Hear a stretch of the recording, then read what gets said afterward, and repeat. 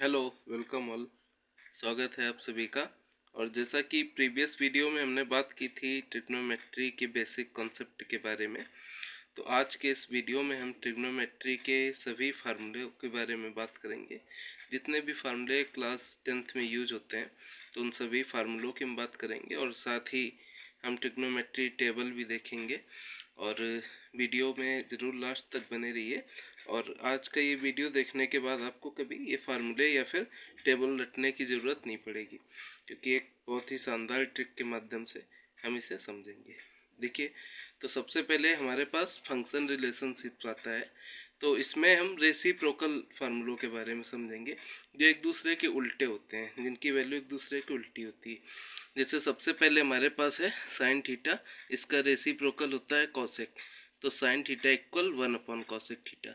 इसी तरीके से कॉसेक थीटा का रेसिप्रोकल साइन थीटा हो जाएगा, तो कॉसेक थीटा इक्वल 1/साइन थीटा।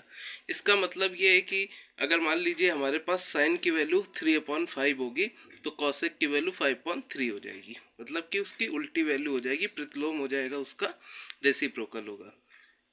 और कॉस कॉस का रेसिप्रोकल सेक होता है, तो कॉस थीटा इक्वल 1/सेक थीटा, और इसी तरह से सेक थीटा 1/कॉस थीटा हो जाएगा।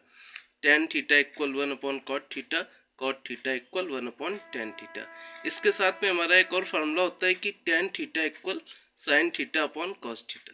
तो टेन थीटा की जो वैल्यू होती है, अगर हम साइन की वैल्यू में कॉस से डिवाइड कर देंगे तो हमें टेन की वैल्यू मिल जाएगी। इसी तरह से हमारे पास कॉट थीटा जो कि टेन का रेसिप्रोकल होता है, इसलिए cot theta equal cos theta upon sine theta होता है। फंक्शन रिलेशनशिप के बाद अब हम बात करेंगे कॉम्प्लीमेंट्री एंगल्स के रिलेशनशिप की। कॉम्प्लीमेंट्री एंगल्स वो एंगल होते हैं जिनका सम 90 होता है। फॉर एग्जांपल, अगर हम लोग 30 लें और उसमें 60 ऐड कर दें तो 90 होगा। तो इस तरीके से जो दो एंगल मिलकर 90 सम बनाते हैं, जिनका योग 90 होता है, वो दोनों एंगल कॉम्प्लीमेंट्री एंगल्स, और हिंदी में उनको पूरक कोण बोलते हैं। तो sine 90 minus theta cos theta के इक्वल होता है। इसी तरीके से कॉस 90 माइनस थीटा जो होगा वो साइन थीटा के इक्वल होगा। इसका मतलब ये है कि अगर मान लीजिए साइन में हमने थीटा की वैल्यू मान लीजिए 60 ले ली, तो 90 से जब 60 हम माइनस करेंगे तो 30 आ जाएगा। तो साइन में जो 30 की वैल्यू होगी, और हमने थीटा की वैल्यू 60 ले रखी थी, तो इसलिए साइन में जो 30 की वैल्यू होगी वही कॉस में 60 की वैल्यू होगी। अभी जब आगे हम टेबल के बारे में पढ़ेंगे तब देखेंगे कि इस तरीके से कॉम्प्लीमेंट्री एंगल्स वाले फार्मूलों की मदद से हमें बहुत आसानी से वो समझ में आने वाली है। और इसके बाद में tan 90 minus theta equal cot theta होता है, और cot 90 minus theta equal tan theta. Sec 90 minus theta equal cosec theta होता है, और cosec 90 minus theta sec theta होता है। इसके बाद हम बात करेंगे पाइथागोरियन आइडेंटिटीज़ की। तो पाइथागोरियन आइडेंटिटीज़ हमारे पास बेसिकली तीन हैं, और उन्हीं को ट्रांसपोज करके यानी उनका पक्षांतर करके टोटल 9 आइडेंटिटीज़ हमारे पास बन जाती हैं। जैसे कि सबसे पहले आइडेंटिटी हमारे पास है sign square theta plus cos square theta equal 1। तो हम क्या करेंगे इसमें कि अगर हमें साइन स्क्वायर थीटा की वैल्यू चाहिए तो हम कॉस स्क्वायर थीटा को ट्रांसपोज कर देंगे, उसका पक्षांतर करके दूसरी साइड भेज देंगे, तो साइन स्क्वायर थीटा की वैल्यू हमें 1 माइनस कॉस स्क्वायर थीटा मिल जाएगी। इसी तरह से कॉस स्क्वायर थीटा की value 1 minus sine square theta मिल जाएगी। तो हमें बस एक ये ऊपर वाला जो फार्मूला लिखा हुआ है sign square theta plus cos square theta, सिर्फ ये याद करना है, और ट्रांसपोज करके हम ये दोनों अपने आप उसको निकाल लेंगे। और इसी तरह से हमारे पास दूसरा फार्मूला है 1 plus tan square theta equal sec square theta. तो हमें करना क्या है कि अगर हमें टेन स्क्वायर थीटा की वैल्यू चाहिए तो हम 1 को ट्रांसपोज कर देंगे, तो हमारे पास जो वैल्यू हो जाएगी वो सेक स्क्वायर थीटा माइनस 1 हो जाएगी। इसी तरह से अगर हम 10 को ट्रांसपोज कर देते हैं तो हमारे पास sec square theta minus tan square theta equal 1 value आ जाएगी। और इसके बाद में जो तीसरा फार्मूला है हमारे पास वो है 1 plus cot square theta equal cosec square theta. तो cot square theta equal cosec square theta minus 1 हो जाएगा, और cosec square theta minus cot square theta equal 1 हो जाएगा। और इसके बाद मैंने नीचे 3 एल्जेब्रिक आइडेंटिटीज़ लिखी हुई हैं। ये देखिए, ट्रिग्नोमेट्री के तो फार्मूले नहीं हैं, लेकिन क्या है कि हमें जब भी कोई क्वेश्चन सॉल्व करेंगे तो हमें ज़्यादातर इन 3 आइडेंटिटीज़ की सबसे ज़्यादा ज़रूरत पड़ती है। तो इसलिए 3 एल्जेब्रिक आइडेंटिटीज़ भी आपको पता होना बहुत ज़रूरी है। जो कि पहली आइडेंटिटी है a plus b whole square equal a square plus b square plus 2ab, और दूसरी आइडेंटिटी है a minus b whole square equal a square plus b square minus 2ab, और तीसरी आइडेंटिटी हमारी a square minus b square equal a plus b a minus b.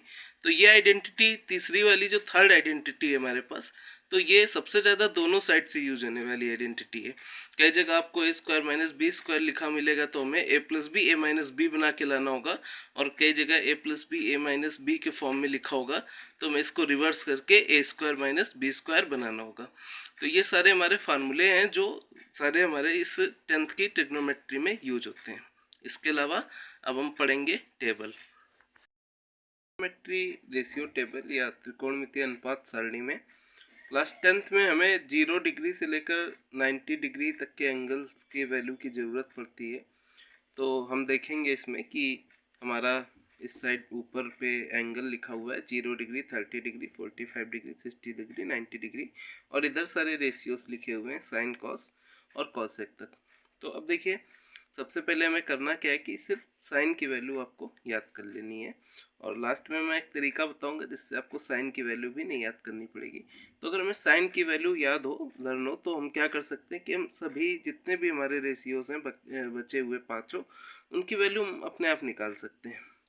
तो sign 0 degree की value 0 होती है, और साइन 30 की वैल्यू 1/2 होती है, और साइन 45 की वैल्यू 1/√2 होती है, और साइन 60 की वैल्यू होती है √3/2, और 90 की वैल्यू 1 होती है। अब आप देखेंगे कि कॉस की जो वैल्यू है उसको 90 की तरफ से हम रिवर्स करके लिख देंगे तो कॉस की वैल्यू आ जाएंगी। जैसे कॉस में जो 0 की वैल्यू है वही साइन में 90 की वैल्यू थी, तो कॉस 0 की वैल्यू 1 हो जाएगी, और रिवर्स करते हुए इधर से आएंगे तो 60 वाली वैल्यू जो थी साइन में वो हमारी 30 में आएगी, तो कॉस 30 की वैल्यू √3/2 हो जाएगी, और साइन 45 की वैल्यू 1/√2 थी, तो कॉस 45 की भी रिवर्स करने पर थर्ड प्लेस में यही वैल्यू आएगी तो 1/√2 आ जाएगी, और इसी तरह कॉस 60 की वैल्यू 1/2 आ जाएगी, और हमारे पास में कॉस 90 की वैल्यू 0 आ जाएगी। अब होता क्या है कि मैंने आपको कॉम्प्लीमेंट्री एंगल्स की जब हम लोग फार्मूले लर्न कर रहे थे तब बताया हुआ था कि देखिए ये जो 90 माइनस थीटा हम लोग करते हैं, अगर हम लोग साइन 30 लें थीटा की जगह, तो अगर sine 90 minus theta cos theta होता है, तो जब हम 30 माइनस करेंगे 90 से तो हमारे पास जो वैल्यू होगी वो आएगी 60 डिग्री। तो क्या होगा कि हम देखेंगे कि साइन में 60 की वैल्यू √3/2 और वही कॉस में 30 की वैल्यू होगी। इसी तरीके से जो साइन में 30 की वैल्यू होगी कॉस में वही 60 डिग्री की वैल्यू होगी। और देखिए अब हम बढ़ते हैं tan की वैल्यू की तरफ आगे। तो देखिए tan की वैल्यू क्या है कि साइन अपॉन कॉस थीटा होता है tan का फॉर्मूला। तो अगर साइन की वैल्यू में हम कॉस की वैल्यू से डिवाइड कर देंगे तो tan की वैल्यू हमें ऑटोमेटिकली ऑब्टेन हो जाएगी। तो अगर हम 0 में 1 का डिवाइड करेंगे तो 0 आएगा हमारे पास, और यहाँ पर अगर हम डिवाइड करेंगे तो 2 से 2 हमारा क्रॉस हो जाएगा, 1/√3 आ जाएगा, और जब हम यहाँ क्रॉस करने जाएंगे 45 में तो √2 से √2 क्रॉस हो जाएगा, और 1/1 तो हमें 1 मिल जाएगा। और इसी तरह से हमारा tan 30 जो है tan 60 जो है वो वहाँ पे 2 से 2 क्रॉस हो जाएगा तो √3 मिल जाएगा हमें। और जब हम 1/0 करेंगे तो नॉट डिफाइंड आएगा, जिसे इनफाइनाइट या अनंत भी बोलते हैं। अब इसी तरह से tan की वैल्यू को रिवर्स करके हमें cot की वैल्यू आ जाएगी, तो cot 0 नॉट डिफाइंड, cot 30 √3, और cot 45 1, cot 60 1/√3, और cot 90 0। इसी तरह से हम क्या करेंगे कि sec जो होता है हमारा वो cos का रेसिप्रोकल होता है, तो हम cos की वैल्यू का रेसिप्रोकल कर देंगे, उल्टा कर देंगे, मतलब 1/1 में कर देंगे। तो 1/1 करेंगे तो हमारे पास 1 हो जाएगा। जब 1/√3/2 करेंगे तो वैल्यू पलट जाएगी, तो इसलिए sec 30 की जो वैल्यू होगी वो इसकी पलटी हुई वैल्यू आएगी 2/√3।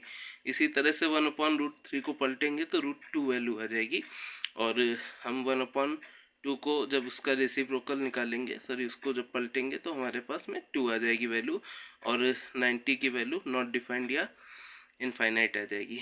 अब इसी तरह से सेक की वैल्यू को रिवर्स कर देंगे तो कॉसेक की वैल्यू आ जाएगी, या फिर साइन की वैल्यू को उल्टा करके पलट करके भी हम कॉसेक की वैल्यू को निकाल सकते हैं।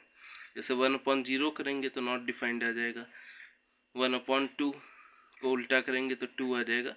तो इस तरह से कॉसेक की वैल्यू हम चाहे सेक को रिवर्स करके निकाल लें या फिर साइन की वैल्यू को उल्टा करके कॉसेक की वैल्यू निकाल सकते हैं।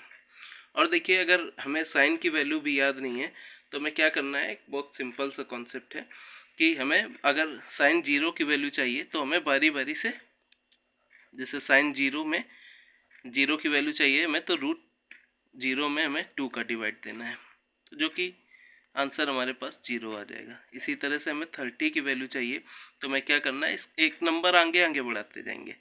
तो जीरो के बाद 1 आता है तो √1/2 करेंगे, तो √1 की वैल्यू तो 1 ही आएगी और नीचे 2 रह जाएगा, तो 1/2 30 की वैल्यू आ जाएगी।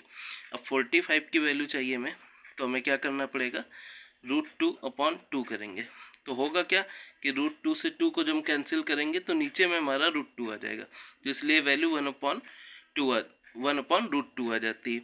और इसी तरह से जब हम 60 को निकालने जाएंगे तो हमारा √3/2 आ जाएगा, और 3 का रूट फाइंड नहीं होगा तो वही सेम वैल्यू हमारी 60 के प्लेस में आ जाएगी।